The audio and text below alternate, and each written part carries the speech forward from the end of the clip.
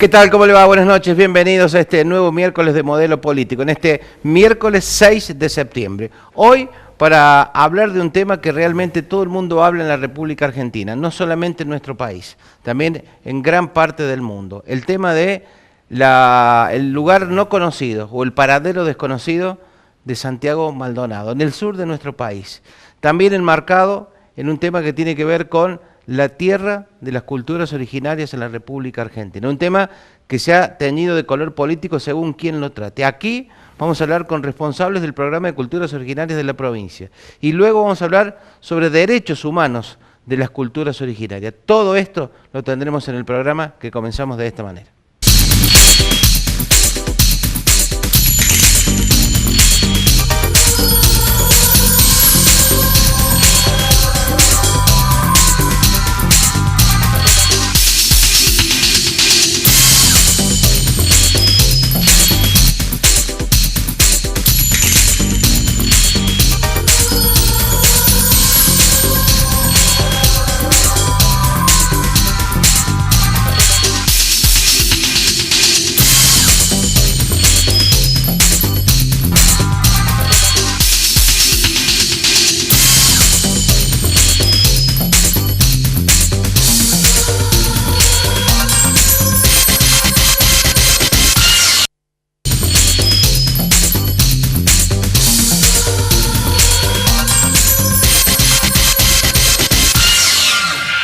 Bueno, ya estamos ubicados en nuestro habitual espacio de todos los miércoles y como les dije, seguramente usted escuchó, leyó, todos los días consume, lee un diario, lee un Twitter, una red social y es el caso Santiago Maldonado. Desde el 1 de agosto se desconoce su paradero y en el medio han quedado una gran cantidad de interrogantes. Su destino, qué es lo que pasó, defendía a las culturas originarias, quedó en medio de una protesta en el sur del país. Para hablar de este tema, que tiene que ver también con la tierra de los aborígenes originarios de esta parte de Sudamérica, de nuestro país. Está con nosotros, le agradecemos la visita a la señora Pascuala Guaquinchay, titular de su programa Pueblo Nación Huarpe. ¿Cómo le va, Pascuala? Buenas noches, muchas gracias. No, gracias a usted por invitarnos y por tocar este tema tan importante para todos nosotros. Bueno, usted no es mapuche, está mucho más en el centro del país y esto tiene que ver con la Nación Huarpe, pero digo, ¿cómo trata la colectividad, toda la gente con orígenes allá por la Nación Huarpe, este tema que hoy pone en vilo y la posibilidad de que se sigan? Después vamos a hablar de una ley que podría terminar su efecto allá por el mes de noviembre y que representa el respeto o el reconocimiento de las tierras originarias a las culturas originarias. Bien, como bien dijo, nosotros estamos en otro territorio y siempre estuvimos en otro territorio, lejos del pueblo mapuche, pero no obstante, todos estamos sabiendo de la problemática que tienen los hermanos mapuches, pero no solamente los mapuches, hay muchos pueblos con muchos problemas, en el Chaco, en Formosa, en Salta, en Tucumán. En muchas provincias hay problemas por los territorios. Se les niega la tierra a los pueblos originarios y ellos solamente piden su tierra, dentro del territorio que fue su nación, piden un pedazo de la tierra, un pedazo de su tierra. Y en muchas provincias son ninguneados, les niegan el derecho a tener su tierra. Y bueno, en el sur se hace más notable porque los mapuches se han plantado frente a una petrolera y eso significa mucho poder económico además. Y bueno, por eso estamos viendo en los medios nacionales esta difusión del caso, para bien o para mal. Los medios, que en muchos casos responden a partidos políticos o ideologías políticas, tratan el tema primero como, por un lado, una desaparición forzada y luego como una solicitud de paradero, siendo lo más suave. Saber dónde está Santiago Maldonado, según el medio que lo trate, ha muerto, en otro caso ha traspasado la frontera con el vecino país de Chile, que está protegido, escondido por algún partido político. ¿Cuál es la sensación de las culturas originarias del resto del país? Porque lo que viven los mapuches acá lo han vivido otras culturas originarias en el centro, en el norte, en el este de la República Argentina. ¿Cómo lo viven? Primero hay una espera, una tensa espera, diría, porque el no saber dónde está una persona, sea de un pueblo originario o no, porque este joven es un artesano que era muy, o es muy curioso, muy con ganas de participar, de interiorizarse. Es un joven que quizás estuvo opinando y viendo qué pasaba y bueno, estuvo en el lugar equivocado, donde no tuvieron el más mínimo reparo por la vida, no se sabe qué ha pasado.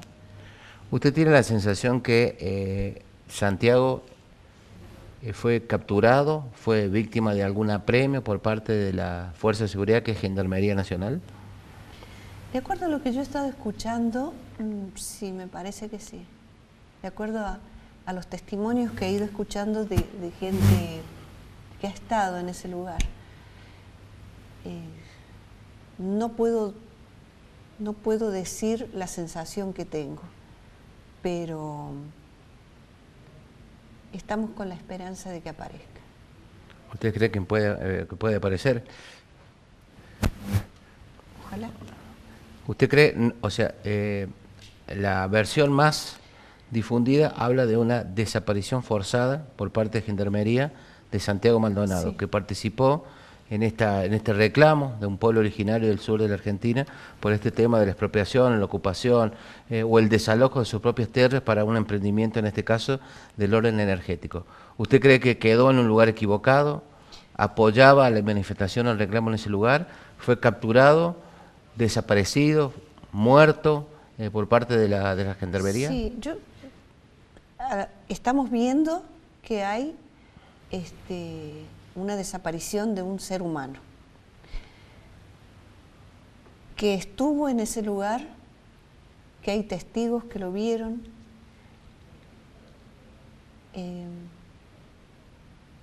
Me imagino que si lo capturaron no ha sido para servirle café con leche. Yo creo que si lo capturaron lo han maltratado. ¿Usted cree que está muerto? Espero que no.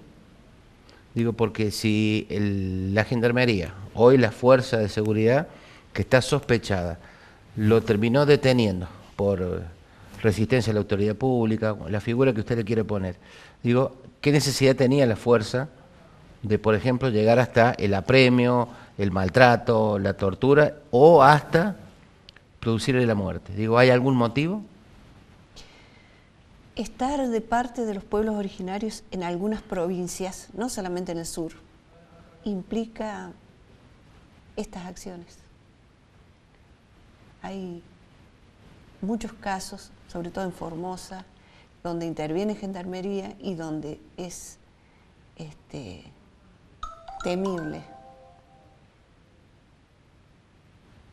Hay casos, puedo relatar uno, de que un vehículo de Gendarmería atropella a una pareja de ancianos que iba con su nieto.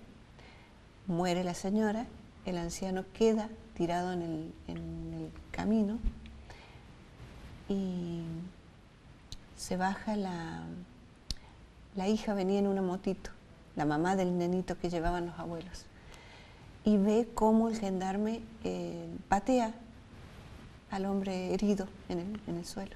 Era un gendarme. El gendarme patea al herido, que era Sí. un señor de edad, Sí. de una cultura originaria del norte del país. Sí. ¿Era de la comunidad Bueno, Cuam? Sí, pero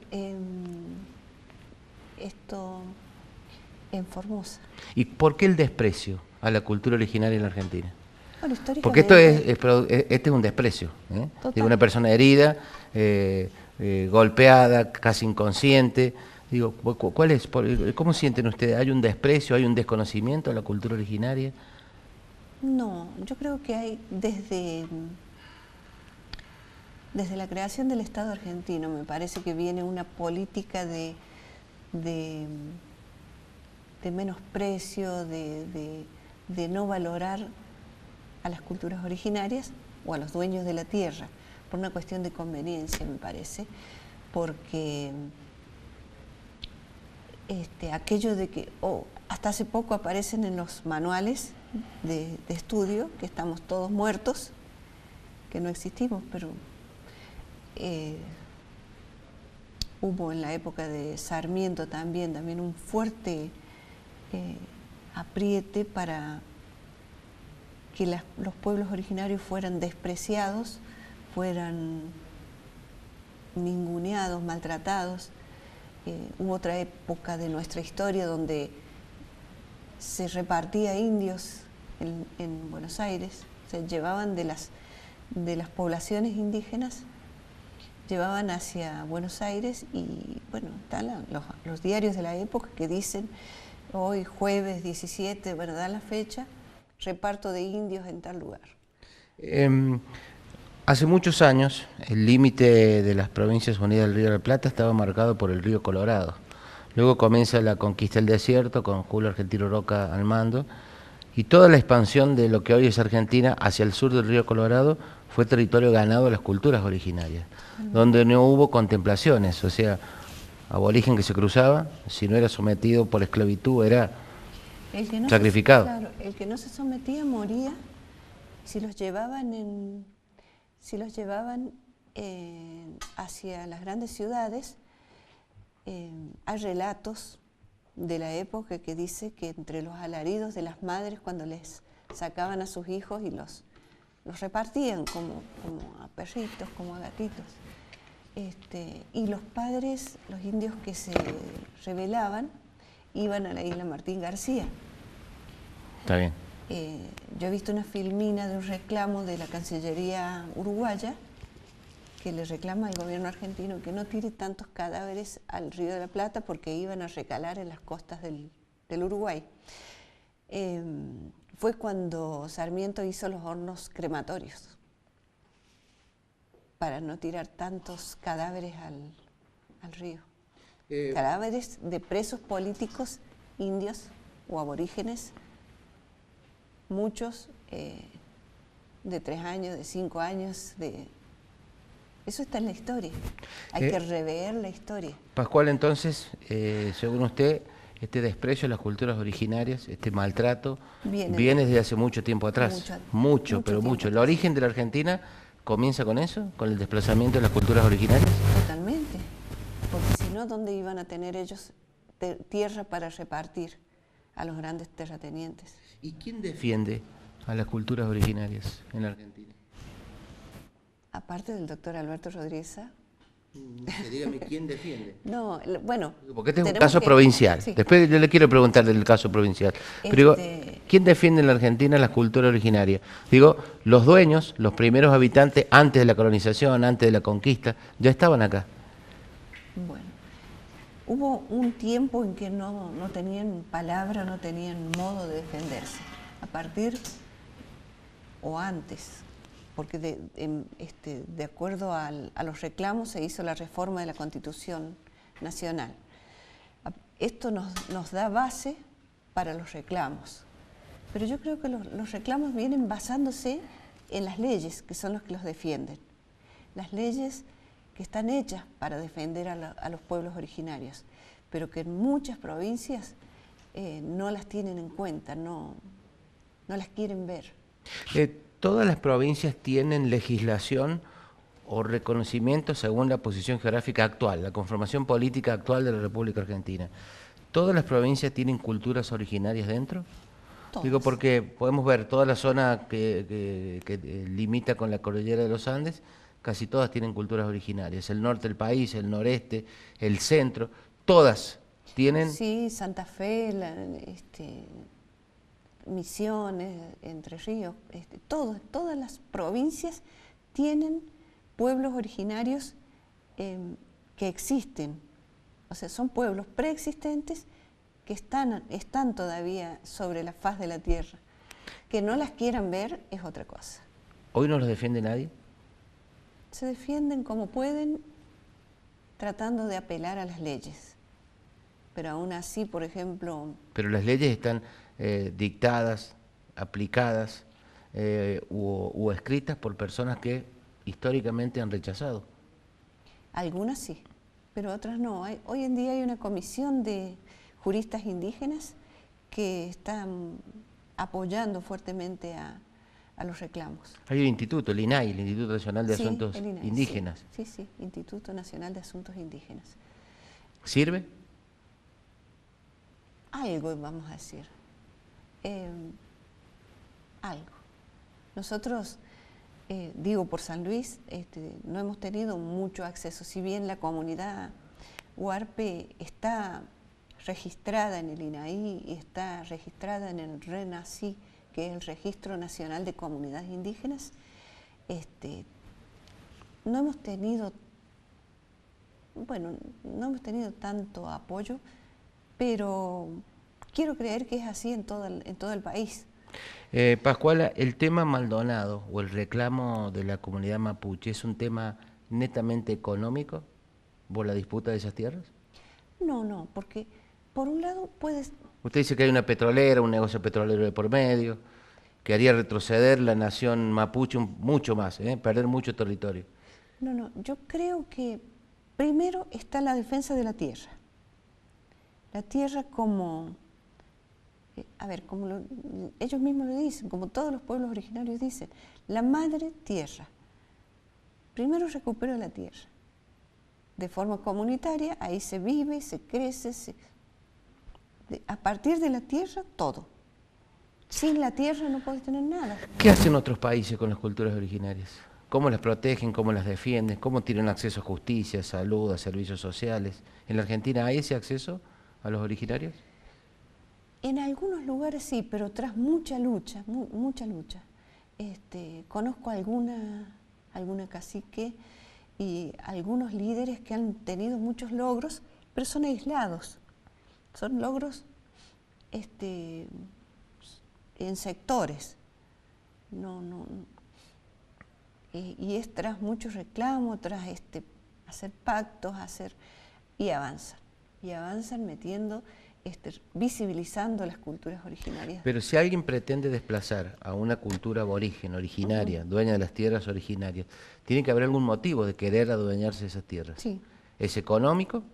¿Es netamente económico? Para el urbano, para la gente que no es de pueblos originarios, siempre es económico. Siempre. El desplazar a una familia de un lugar siempre es económico. Por parte de algún patrón o terrateniente, como se llame, el objetivo final es económico. ¿Y cómo es el caso de San Luis, que tiene un programa de culturas originarias que lo tuvo usted durante mucho tiempo a cargo, sigue trabajando en un programa muy similar? ¿Cómo es la política hacia las culturas originarias en nuestra provincia? Bueno, ahí viene el tratamiento que se da a los pueblos originarios en San Luis sirve de ejemplo a todo el país y hacia afuera del país. El tratamiento que se ha dado desde hace 10 años acá en San Luis tiene objetivos que van hacia el respeto a las personas que tienen sangre de pueblos originarios. Pero con el respeto no hacemos mucho. Además del respeto, ¿qué hay? ¿Hay una asistencia directa? Sí, hay una inclusión definitiva? Claro, hay una reivindicación.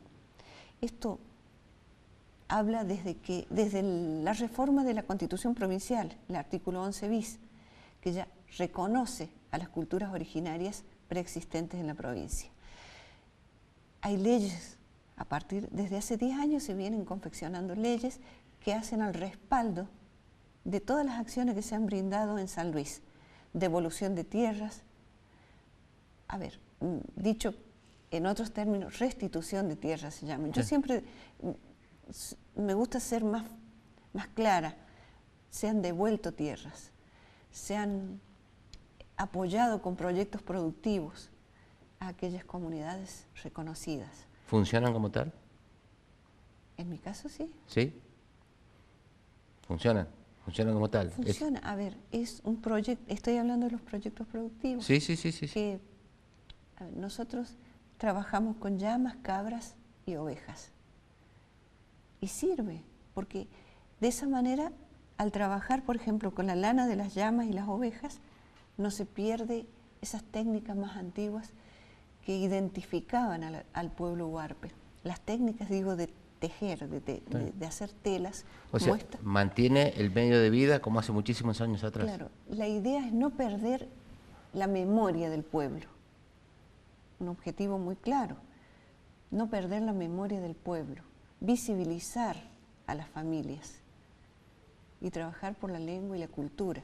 Todas las políticas que usted ha remarcado con este programa, que la tuvo a cargo, que sigue manteniendo el Estado, que lo incluyó en una reforma constitucional de San Luis, ¿ha servido para el progreso de la comunidad originaria o ha servido solamente para mantenerse o en la restitución de sus tierras? Digo, ¿ha habido progreso? En el caso ¿De San Luis? Sí, sí. ¿Sí, sí? Sí, por supuesto. Se progresa desde lo cultural, porque al conocer más de una cultura originaria, todos aquellos alumnos a los que yo he visitado en las escuelas se cultivan, saben, aprenden más sobre los pueblos originarios. Y dentro de la comunidad, sí hemos crecido, pero potencialmente. Ahora hay viviendas dignas, hay escuela, que es un ejemplo en la zona, es la mejor escuela de la zona. Sí, pero las construyó el gobierno, ¿no es cierto? Sí, las construyó el gobierno. ¿Y cuál es el medio de vida de la nación huarpe en San Luis? ¿Cómo se gana la vida un huarpe en el interior de la provincia? Usted nombró algunos medios de vida. El ganado ovino, el ganado vacuno, el cultivo. Bueno, hay fuentes de trabajo para que se sostenga estos objetivos. O sea, la idea es llegar a ser autosuficientes, autónomos. Sé que todavía falta, porque hay que trabajar mucho más, pero la tendencia es esa, a tratar de ser autónomos, autosuficientes. Es el objetivo final. Está bien. Y que no hay plazos para eso. Y no, porque, a ver, yo puedo poner plazo para la construcción de una vivienda o para la construcción de un camino, pero los tiempos en las personas son otros. Hay que trabajar hacia adentro y hacia afuera. Está bien. Mucho. Para con la sociedad y en forma interna. Pascuala, gracias por la visita. Ojalá que si tenemos que volver a hablar, hablemos de la aparición o el esclarecimiento. ¿Qué es lo que pasó con Santiago Maldonado?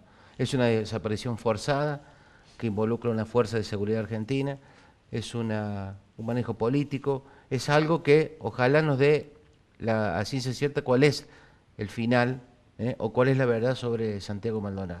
Un caso que ya no es solamente Argentina, hay estamentos internacionales que piden saber qué es lo que pasa con este ciudadano. Sí. Saber la verdad es importante, en todos los aspectos, no solamente en la historia, sino en estos casos así puntuales. Conocer la verdad es importante. Gracias por su visita. Gracias a usted por invitarnos. Muy amable. Tenemos que hacer la pausa. Al regreso seguimos con este tema. Otros actores. Ya venimos.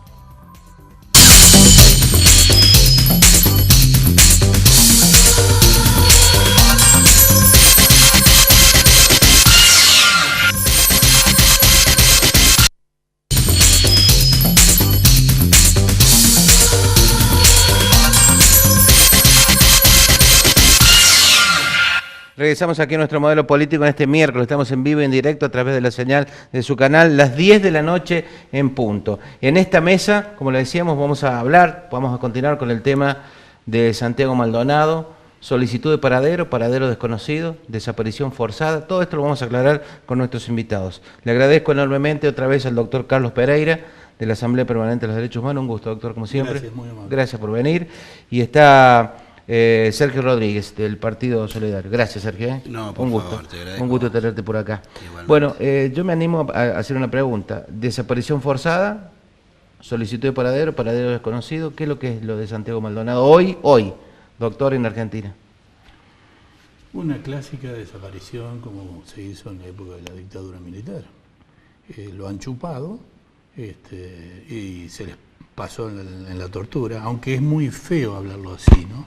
Porque es como dictaminar algo, pero en realidad todo apunta a ello, los informes de inteligencia, los testigos, Los testigos que ahora se animaron a hablar, es una desaparición forzada. Lo lamentable, eso puede pasar, porque, digamos, nosotros conocemos que cuando se utiliza la violencia pueden ocurrir cosas terribles. Lo que no puede ocurrir es lo que ha hecho el gobierno nacional, que se ha puesto de lado de los victimarios, porque a quien tiene que proteger el Estado Nacional es a los ciudadanos, que somos nosotros. Bien. Nosotros podemos ser de ultraizquierda o de ultraderecha, somos argentinos todos. Y tenemos un consenso que hemos logrado, que es se llama Nunca Más, bueno, que el gobierno, muy mal aconsejado y por malos funcionarios públicos, se ha apartado de ello. La verdad que la ministra que tenemos, que es una payasa, se disfraza de soldado, no es soldado, no es soldado. Es una mujer que ha pasado desde Montoneros, traicionando compañeros, era de la línea de Galimberti, a el gobierno de Menem, a la Alianza, y ahora con esta gente. Uno tiene que terminar pensando que fue puesta ahí, no puntualmente por Macri. Todo apunta a que trabaja para los servicios de inteligencia de Estados Unidos. Bueno, tiene una alta capacidad de adaptación, entonces. Se ha pasado por todos los modelos. No, pero trabaja siempre para los mismos, vendiendo a la gente. ¿Y cómo tratan, Sergio, los partidos políticos el tema? Porque después les voy a preguntar la opinión. Ustedes consumen redes sociales, diarios, radio, televisión. Sí. Y por un lado vemos que está totalmente muerto por exceso de la gendarmería, y por el otro lado está vivo, escondido por una ex gestión de una presidenta de la nación. Y le digo, la gente todos los días se levanta y la bombardea con la información, blanco y negro. Pero nadie sabe si es blanco o negro. Los partidos políticos hoy, Sergio, aprovechan esto como un botín político para ganar un rédito político y para ensuciar a la fuerza de oposición. Mirá, yo creo que es una situación muy delicada como para ponerla desde ese lugar, desde el lugar donde lo podemos explotar políticamente, y más en esta época electoral. Tal vez haya algunos intereses que te lleven a que la gente piense, inclusive los medios creo que están tratando de hacer pensar de que esto es una cuestión electoral. El problema existe, el problema es real. Santiago Maldonado no aparece. Santiago Maldonado está demostrado que estuvo en el lugar del 1 de agosto y no está más, y los testigos dicen de que fue la gendarmería, y las chicas que también fueron testigos de la comunidad hablan específicamente que estuvo el 31 con ellas, que el 1 no apareció más. Así que esto no es una cuestión de saña política, de aprovechamiento político. Esta es una realidad, una mala realidad, y el gobierno nunca dio respuesta. A nosotros nos parece que es una vergüenza que la ministra, antes de averiguar lo que realmente pasó, salió a defender a Gendarmería cuando debería haber abierto las puertas para que todo el mundo investigue a Gendarmería, que era la que estaba más involucrada en la situación, y una vez que demuestre Gendarmería que no tuvo nada que ver, seguir con las otras situaciones. Apareció en Entre Ríos, apareció en Mendoza, en Chile, sí, aparece por todos lados. Casi aparece en San Luis. Sí. Casi aparece en San Luis. Sí. Lo que va a aparecer en pantalla es un informe que siempre preparamos nosotros en el programa. Luego nos vamos a meter de nuevo, vamos a seguir en el tema. Le voy a preguntar por los derechos humanos de las culturas originales. Si bien Santiago Maldonado no es de una cultura originaria, apoyaba un reclamo de esas culturas originarias. Si el tema es económico, el desplazamiento de las culturas originarias, ¿quién defiende las culturas originarias? Este gobierno los defiende, los anteriores los defendieron. Después del informe, esta y más preguntas. Mira.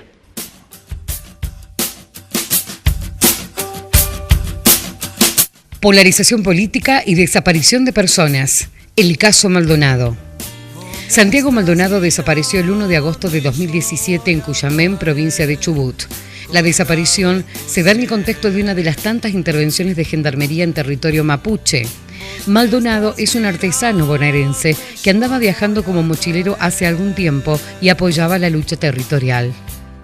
El gobierno nacional, sobre todo la figura de Mauricio Macri y Patricia Bullrich, son acusados por organizaciones de derechos humanos como los principales responsables. El último 29 de agosto, miles de ciudadanos marcharon a las 17 en todo el país pidiendo por la aparición con vida de Santiago. Un dato sobresaliente es que el juez federal de Esquel, Guido Otranto, decidió cambiar la carátula de la causa por pedido de los familiares y pasó de ser NN averiguación de delito a desaparición forzada de persona. La Convención Americana de Derechos Humanos define a la desaparición forzada en su artículo 2 como la privación de la libertad a una o más personas, cualquiera que fuere su forma, cometida por agentes del Estado o por personas o grupos de personas que actúen con la autorización, el apoyo o la aquiescencia del mismo. En un periodo post y preelectoral de polarización política entre el macrismo y el kirchnerismo, la desaparición de un ciudadano en la Argentina ha llegado a ser parte de una guerra discursiva, donde la gravedad del hecho pasó a un segundo plano. Sectores afines al oficialismo replican el caso de Maldonado como el de Julio López y Alberto Nisman, una desaparición y una muerte ocurridas durante el kirchnerismo. López fue un testigo clave en los juicios por delitos de lesa humanidad contra represores como Miguel Echecolás. Nisman apareció muerto en enero de 2015 y todavía se investiga si es suicidio u homicidio. En este contexto nos preguntamos, ¿termina la polarización política desplazando a un segundo plano la desaparición de personas? ¿Qué sentidos construyen los sectores políticos partidarios y los ciudadanos en torno a la desaparición? ¿Qué garantías constitucionales se ponen en juego en Argentina con casos como el de Santiago Maldonado? Se tiñe de gris, serás una piedra sola. Si no aparece o no se conoce la verdad, ¿a cualquiera le puede pasar? Desaparecer y no saber qué nos pasó o qué le pasó a otro argentino. Y mirá, yo creo que en este gobierno puede pasar cualquier cosa. En esta gestión. En esta gestión. En la anterior desapareció gente también. López desapareció. Pero también desapareció Marita Verón. Ahora, si vamos a poner todo en la bolsa de todos los desaparecidos, estamos medio complicados. Que Marita Verón, sabemos de que fue un caso de tratas. En el caso de Julio López, Echecolás, con todo el poder que tiene como lo que fue, no podemos mezclar situaciones muy particulares con algo que hace una fuerza del gobierno, una fuerza del Estado. Está bien, pero ¿quién sabe qué le pasó a Julio López? Bueno, está desaparecido. No apareció nunca, digamos. Mire, hay una foto que lo dice claramente. Echecolás en el juicio con el papelito que decía Julio López. No se ve lo que no se quiere ver. ¿Quién otro tenía interés de matarlo? Si acababa de declarar contra él y lo mandó, lo condenó la declaración de Julio López. Pero el tema es terminar con la descalificación de él. Victimario. Terminar con la descalificación del otro argentino. Está bien. Sí, está bien. Del otro partido político, entonces enemigo, digo, cualquier barbaridad, como está diciendo el gobierno ahora. Claro. Eso es lo malo, la falta de apego a la legalidad del gobierno. Tenemos que terminar con eso porque sí puede desaparecer cualquiera, salvo que tenga influencia. Por supuesto que esa gente no desaparece. ¿Cómo nos deja? Porque mientras hablábamos, doctor y Sergio, portales de los diarios más importantes de Europa y del mundo hablan del nuevo desaparecido argentino. Como en la Argentina fuera casi una costumbre de que desaparecen personas. Mire, gracias a eso se va a descubrir qué pasó y a raíz de que se empezó a hablar sobre la complicidad en el delito de lesa humanidad por la desaparición. Entonces los funcionarios, incluido la ministra, empezaron a pensar si lo iban a procesar o no. Claro. Entonces la complicidad de un homicidio en lesa humanidad, lo mínimo es perpetuo, así que me parece que por ahí vino el tema. Bueno, ahí hablan de una polarización, que es una polarización política de lo que hemos visto en los últimos tiempos, pero también hay una polarización en cuanto a creer qué es lo que pasó. Están los que creen lo que dice uno y están los que no creen o son de otro partido político. ¿Cómo se hace para zanjar eso? Para llegar a la verdad. ¿Cómo se hace? Partamos de que hay testigos, es decir, acá no es una cuestión de que a nosotros, hablamos de nosotros por los que estuvimos en la marcha, para poner un ente de gente. Ahí no eran todos ni kirchneristas, ni todos anti-kirchneristas. Ahí estábamos todos los que creíamos de que la desaparición de de Maldonado era una desaparición forzosa y generada por Gendarmería. Y nosotros lo que estamos pidiendo al gobierno es que se ponga al frente de esta búsqueda y que nos aclare qué pasó. Bueno, pero el Estado no ha, en nombre del Estado habló la ministra Bullrich. Habla y va a seguir hablando. De vergüenza. Y dijo que eximía, creo que eximía, porque creo que el gobierno ha dicho, no estamos seguros de, pero tampoco de. Hablaba la ministra Bullrich como despegando a la fuerza de seguridad. Hoy ya no tanto. Y no, ya la Hoy ya No, porque se les viene el procesamiento a Bullrich y a Peña por lesa humanidad. Yo quería decirles también el tema de cómo han hablado de Maldonado, de Santiago Maldonado. Han dicho que era hippie, como si fuera un delito. John Lennon era hippie, cambió el mundo John Lennon. Que era artesano. Hay cosas de Dalí que son artesanales fantásticas. Y que era poeta, como si fuera negativo. Neruda era poeta. Sí, como si fuera un motivo para que desapareciera. Claro, era sucio, no se bañaba. Bueno, una barbaridad. Admirable. Así no se puede tratar a otro argentino. Así vamos mal y, digamos, no hay forma de solucionar el asunto. ¿Quién contribuye? Hemos hablado de la grieta tantas veces, ¿no? Antes, en el gobierno anterior, en el actual, que ensanchamos la grieta, que achicamos la grieta. Digo, ¿esto no contribuye a llegar a la verdad? Porque ¿sos vos o es aquel? Digo, esto no suma nada. Lo de la grieta es histórico, Está decir, bien. no podemos hablar que la grieta empezó con Cristina. No, estoy hablando de la famosa grieta argentina. Sí, bueno. Póngale la fecha que quiera. Está bien. 12, 18, 20, los años que quiera.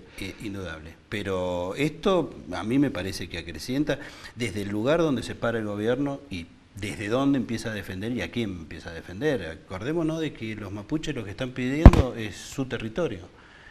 El gobierno decidió que dentro de ese territorio mapuche Lewis con el lago escondido, y Lewis es un inglés, y el lago escondido es un lago que debería ser público, y el muchachito lo encerró, y está Benetton. Entonces Sí, pero Benetton llegó hace muchos años, Lewis llegó hace muchos años, todos han llegado hace muchos años. ¿Sabe qué pasa? Los mapuches tienen Es que mucho están más. preguntando por qué están los mapuches ahí, pero nadie dice a cuánto compró la hectárea Benetton. Nadie se pregunta eso. Somos los pavotes de la historia, los argentinos. Aparte, se derogó la ley por la cual un extranjero podía tener determinada cantidad de hectáreas. Ahora puede tener lo que quiera. Benetton tiene 1 millón de hectáreas. 1 millón de hectáreas. Hay una ley, la 26160, que es una ley de amparo que prohíbe el desalojo de las culturas originarias por parte de inversores, o hasta puede ser de un propio argentino. Pero tiene fecha de caducidad en noviembre. Sí. Si no hay un proyecto que acompañe, se los dejo la pregunta, porque en el teléfono está Raúl de la Torre, que es periodista de Página 12. Raúl, buenas noches. ¿Qué tal? Buenas noches, ¿cómo están? Un gusto de tenerte aquí en Modelo Político. Me acompaña el doctor Carlos Pereira, abogado de la Asamblea Permanente de Derechos Humanos de San Luis, y Sergio Rodríguez del Partido Solidario, y estábamos hablando del caso Maldonado, esta desaparición forzada, esta solicitud de paradero. Estás al tanto del tema, he leído algunos artículos tuyos. ¿Cuál es tu opinión, Raúl, sobre este caso que hoy, no digo que divide a la Argentina, tiene en vilo a la Argentina en cuanto a la seguridad de los individuos?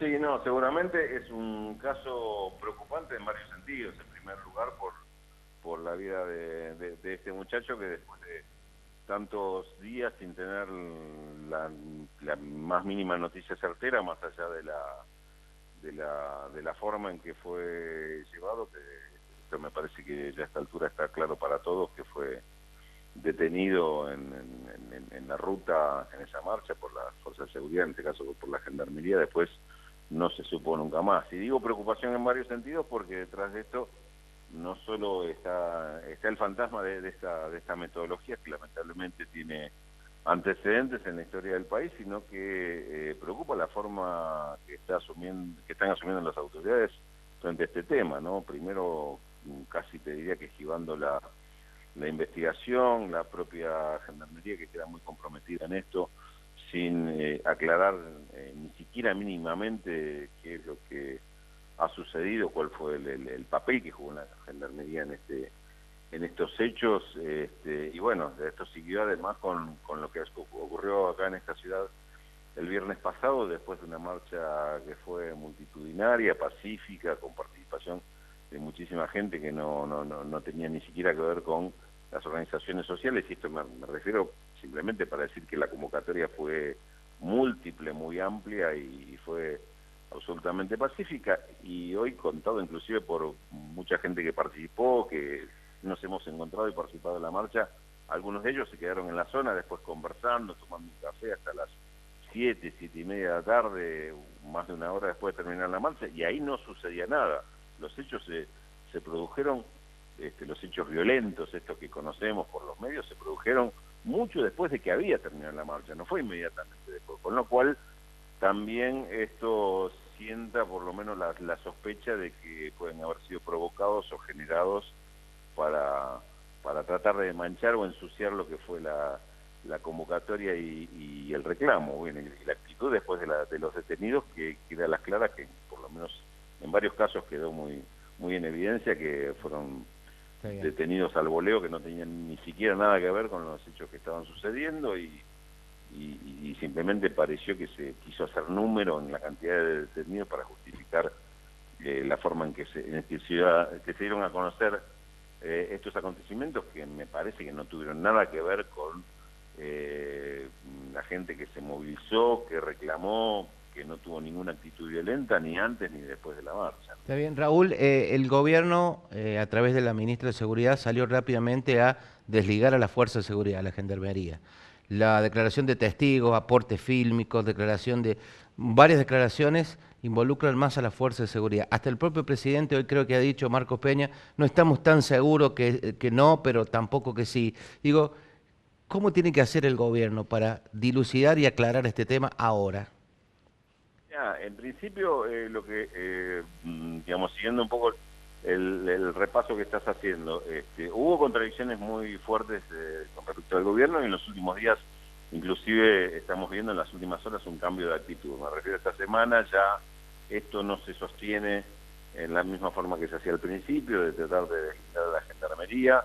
El propio presidente de la Nación diciendo que todas las hipótesis ya están abiertas, esto lo dice ahora, antes no lo decía, y yo creo que hay una única forma en que puede actuar el gobierno, las autoridades nacionales frente a este tema: profundizar la investigación y poner a disposición toda la información y los datos que tienen los distintos organismos oficiales. Tampoco nos alcanza con, me refiero en este caso, que respondiendo como un ciudadano o como periodista, si querés, que estamos siguiendo el tema, no alcanza con decir está en manos de la justicia y hacerse un costado cuando hay una responsabilidad clara de parte de la Fuerza de Seguridad y de parte del propio gobierno. Aunque no estuviera involucrado directamente una Fuerza de Seguridad, el gobierno se tiene que hacer cargo y formar parte de la investigación, no decir que sea otro poder, en este caso la justicia, el que se ocupe de todo. No hay, en esto no hay duda, la actitud, ¿cuál debería ser la actitud del gobierno frente a un tema gravísimo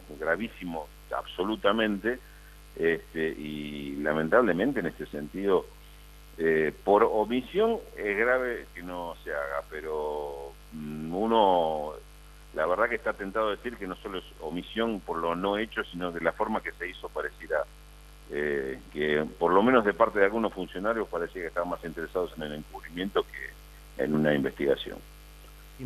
Raúl, ¿el gobierno defiende la gestión, defiende la Fuerza de Seguridad, defiende algún interés económico en la zona del conflicto? Sí, me parece que bueno, que lamentablemente esto va de la mano directamente de lo que de una cuestión muy de fondo que tiene que ver, que es más antigua, que tiene que ver con la propiedad de la tierra, la presencia de capitales extranjeros, digamos. Lamentablemente estos acontecimientos, quienes conocemos la zona y tenemos alguna información, sabemos que producen muchos hechos de confrontación y hechos lamentables, inclusive mucho más allá de lo que se publican, por lo menos en los medios nacionales, ¿no? Esto ustedes también Raúl, imagino en el medio en el que creo que trabajás, que es Página 12, hoy hay un título que dice La pelea de fondo es por la tierra y habla de una ley que tendría caducidad en noviembre, que es la 26.160. Si esto no se produce, estos hechos de conflictos, de restitución o de desplazamiento de culturas originarias, ¿se podría extender? Parece que dejó a la luz un problema en lo cual muchos no se estaban ocupando o no se estaban involucrando, y a partir de ahora me parece que sienten una responsabilidad diferente, ¿no? Porque este problema en la tierra, bien sabés que es un reclamo muy antiguo, y esto durante el gobierno anterior también se discutió mucho qué hacer, y se le reclamaba al gobierno que tuviera una actitud más firme, más contundente con este tema. Bueno, ahora me parece que quedó muy a la luz que este es un conflicto absolutamente pendiente, no resuelto, y seguramente este tema va a dar para una discusión todavía más profunda de aquí en adelante. Bien, Raúl, está el doctor Carlos Pereira de la PDH San Luis. Doctor, está Raúl de la Torre, periodista de Página 12 en el teléfono. Sí, sí, me parece que la pelea de fondo es económica. Y hay detalles que son espectaculares para hacer un libro. Por ejemplo, este juez, Otranto, lo juzgó o llevó adelante un juicio contra el que está detenido, Jonas, no me acuerdo el apellido. Wallace. Lo llevó adelante el juicio en gendarmería, porque dice que no había otro lugar. Mentira. Adentro de un cuartel no se puede hacer un juicio oral. Es una barbaridad. Sí, en absoluto, sí. Por otra parte, ha violado el principio del non bis in idem, que es no se puede juzgar a alguien dos veces por el mismo hecho. Y a Wallace ya se lo había juzgado y se lo había rechazado la extradición. Es decir, hay acuerdos políticos y económicos que nos están pasando por arriba. Bien, te escuchamos. Sí, sin ninguna duda, ¿no? Más allá de que, bueno, acá estamos hablando de la desaparición de una persona que obviamente en trascendencia supera todo lo que uno puede imaginar. Inclusive, habiendo conflictos económicos tan graves, uno no creía en esta etapa, en esta instancia de la democracia, que podíamos tener que estar discutiendo o reclamando por este tipo de cosas, ¿no? Por la vida de Santiago Maldonado, pero evidentemente, doctor, como usted señala, hay irregularidades gravísimas en todo esto y responsabilidades muy grandes que tienen que ver con el involucramiento con estos intereses. Eso me parece que no debe escapar al análisis. Me parece muy prudente de su parte señalarlo, subrayarlo. Bien. Raúl, te agradecemos enormemente estos minutos. Un gusto haberte tenido algunos minutitos en nuestro programa. Que tengas buena jornada. Gracias. No, el gusto es mío, el agradecimiento, y por supuesto el saludo a todos los que están ahí en la mesa trabajando y bueno, acompañándolos desde el lugar que podemos en esta pelea, que me parece que todos coincidimos en que está en juego buena parte de la democracia en este tipo de cuestiones, ¿no? Gracias, Raúl, un abrazo, muy amable. Un abrazo. Chao. Listo, ahí estaba Raúl de la Torre, periodista de Página 12, un poco, buscamos a alguien que está metido de lleno, está un poco en el foco de la atención, está en la ciudad de Buenos Aires, y creo que se ha coincidido en que tarde o temprano el Estado deberá reconocer o sacar a la luz cuál es la verdad, la verdadera verdad. ¿Qué es lo que pasó? Bueno, acá creo que lo dijo muy claramente, el problema de esta situación en la democracia que está en juego. Vos lo dijiste al principio, creo que estamos todos un poco en una situación de inseguridad, de una inseguridad jurídica, donde hoy, después de lo que pasó en la marcha en Buenos Aires, donde hubo infiltrados, claramente hubo infiltrados, tomaron al que encontraron con cualquier motivo y lo metieron adentro, y lo tuvieron que sacar porque la decisión era tomarlo y tenerlo el fin de semana adentro. Lo sacaron el lunes porque no habían hecho absolutamente nada. Indudablemente que lo que se está generando es una situación de miedo para que dejemos de movilizarnos, para que dejemos de estar participando en las distintas luchas que se vienen dando. Hoy es esto, fue los tarifazos, va a ser la situación económica más adelante, los desocupados, PepsiCo y todos los problemas que se vienen dando, con una represión inusitada que ya casi estábamos olvidando de que existían, y ahora se suma esto que era desaparición forzada. Me parece que está muy complicada la situación. Cuando empezamos a hablar con el doctor Pereira, él emparentó esta situación con un hecho individual a un hecho masivo de hace muchísimos años. Ojalá que se equivoque, doctor. Yo creo O sea, que la metodología, usted lo dijo, la metodología es similar. Bueno, yo creo que esto que le pasó o le está pasando a Santiago Maldonado pasa todos los días en los barrios pobres argentinos, donde la policía es una fuerza de ocupación. En los barrios puntanos también, en el Tibileti, en 1 de Mayo, la policía entra pegando. Y evidentemente son decisiones políticas. Pero quería decirle una cosa más. De la Torre y Brieger, Pedro Brieger, tenían un programa extraordinario sobre noticias internacionales en la TV pública. Sí. Por supuesto que apenas subió este gobierno lo sacaron inmediatamente. Entonces la poca información que teníamos del mundo ya no la tenemos más. ¿Y qué se nos informa? Si Susana Jiménez se pelea con Tinelli, si Tinelli tiene un amante, estupideces. No sabemos nada. No sabemos, de la guerra de Siria, por ejemplo, ¿qué sabemos? Nada. Yo tengo el TDA y pongo el canal ruso, ahí me entero qué pasa en Siria. Que se matan.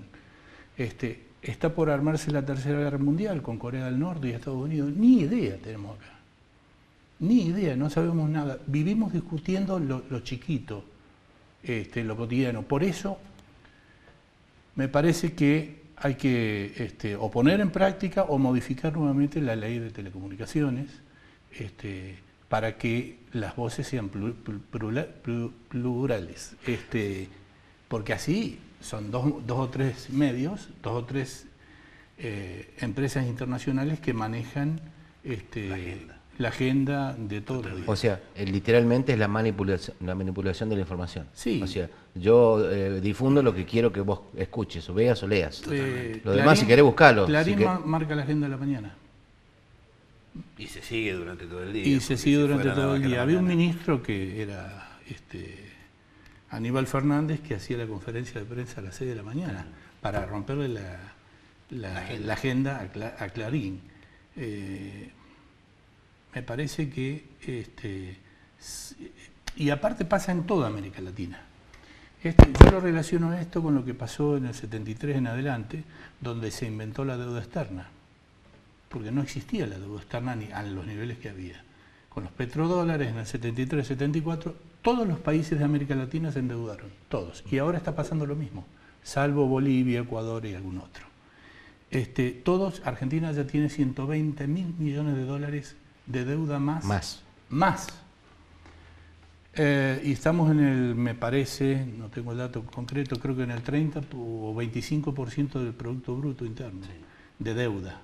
Hay países como Japón que tienen deuda por el 149% del Producto Bruto. Si tienen más deuda que Producto Bruto. Y parece que funciona en Japón, no funciona. Va a explotar como explotó la bomba inmobiliaria financiera en Estados Unidos.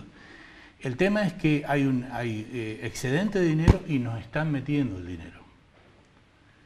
A raíz de que Estados Unidos no lo hizo con Europa, lo hizo con Grecia, lo hizo con Portugal, con Italia. Por supuesto que los europeos se progresan y se acomodan mucho mejor porque sus economías son más fuertes. Vamos a pasar 30 o 40 años más pagando deuda impagable. Y entonces, ¿cuál es el panorama para el 22 de octubre? Si este gobierno hace muchas cosas mal, niega, encubre, se niega a dar información, niega verdades, encubre quizás desapariciones como podría ser la de Maldonado, ¿cuál es el panorama hasta y después del 22 de octubre?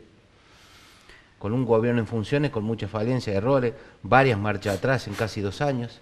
Digo, ¿cuál es el panorama político para lo que resta? Mira, nosotros analizamos la situación, vamos a poner a Buenos Aires con Cristina como senadora, como ejemplo. Cristina fue denostada desde que dejó de ser presidenta. La buscaron por todos lados, con juicios. Bueno, los medios de comunicación la mataron en el que encontré, porque si hablamos nada más que de Clarín, podemos hablar de una parte, pero en general, cómo le pegaron a Cristina. Y así todo ganó. Después de la mentira, del festejo de los globitos y todo lo demás, ganó, se demostró que ganó. O sea que se pudo dar vuelta. Porque la situación es crítica. Es decir, la situación en Buenos Aires, que es la provincia más importante del país, es crítica. Y es crítica en muchos lugares. Hay cosas que por ahí nosotros no podemos analizar, por ejemplo, lo que pasó en Córdoba o lo que pasó acá en San Luis. Pero en general en el país, lo que ellos decían que era un festejo y que estaba todo bárbaro, fue bastante negativo. Pero me parece que ellos miren solamente el distrito de Buenos Aires. Claro. Me parece que los ojos de los grandes centros económicos miran Buenos Aires. Los demás, bueno, vemos si suman o restan. Sí, sí. Por eso te digo, Buenos Aires como eje para nosotros fue una derrota. Además que es un distrito electoral determinante. El que gana, gana. Totalmente. El que gana, gana. El que gana, gana. El segundo y el tercer cordón son determinantes. O sea, el que gana Buenos Aires se queda con ese pedacito, seguramente vuelca la elección a su favor. ¿Y los otros partidos qué pueden hacer? Los que son oposición o que no están dentro de la gestión del gobierno de Mauricio Macri. Bueno, nosotros, ¿por quién te refieres? ¿Por Unidad Ciudadana, por ejemplo? Por Unidad Ciudadana, por ejemplo. Unidad Ciudadana yo creo que está generando todo un movimiento de concientización para un poco... acá el problema grave nosotros lo tenemos con los medios de comunicación. Es decir, el Estado está llevando adelante un proyecto de gobierno en contra totalmente de lo que es el proyecto nacional y popular que se llevó durante los 12 años. A todo nivel, económico, laboral, social, hasta de seguridad por lo que está pasando ahora. Los medios de comunicación tratan de blindarlo. Porque vos fijate, si lees cualquier diario, cualquier televisión, Maldonado todavía se sigue pensando que no fue secuestrado, que seguramente debe ser una campaña de... Sí, que está por ahí, o sea, no está desaparecido. Santiago Maldonado no era kirchnerista, vamos a partir de esa base, era un tipo que andaba defendiendo las causas nobles que todo por ahí creemos que son justas. Y el gobierno está en contra de esas situaciones, ¿viste? Y lo denota pensando de que es un hippie, bueno, como decías vos, es un tipo sucio, es un tipo poeta, y como si eso no tuviera valor en sí mismo. Y bueno, me parece que el gobierno, la fuerza nuestra, la Unidad Ciudadana en Buenos Aires o a nivel nacional, quiere demostrar eso, lo que hace este gobierno poniendo a la gente que realmente es perjudicada, las pymes, los artesanos y todos los comerciantes que están sufriendo esta situación, poniéndolo al frente en sus discusiones. ¿Se va a polarizar el 22 de octubre, doctor? Yo creo que sí. ¿Massa no cuenta? Massa. Massa me parece que es funcional al gobierno nacional. Es la derecha del peronismo, y lo que queda de la derecha del peronismo, porque el resto se fue con Macri. Me parece... Randazzo también. A Randazzo le pagaron la campaña. Me parece que también Unidad Ciudadana, del cual a quien yo voto, tiene que hacer una profunda autocrítica de los funcionarios que ha puesto, porque también tiene mucha culpa de lo que ha pasado y de la pérdida de la elección y del crecimiento de la derecha. En estos años no hubo una adecuada educación en las escuelas, no hubo un control de los medios de seguridad, la justicia es lamentable. Entonces, Unidad Ciudadana va a tener que hacer una profunda autocrítica, porque si no van a hacer lo mismo que los demás. Doctor, gracias, como siempre, amable. Podemos hablar de varios temas, un rato largo todavía, pero se nos terminó el tiempo. Como siempre, muy amable, gracias por venir. Gracias. Doctor, gracias, Sergio. No, por favor, te agradezco a vos. Un gusto haberlo tenido. Igualmente. Gracias. Nosotros nos vamos. Gracias por habernos acompañado en esta hora. El miércoles que viene a la misma hora y en el mismo lugar lo espero aquí. Gracias.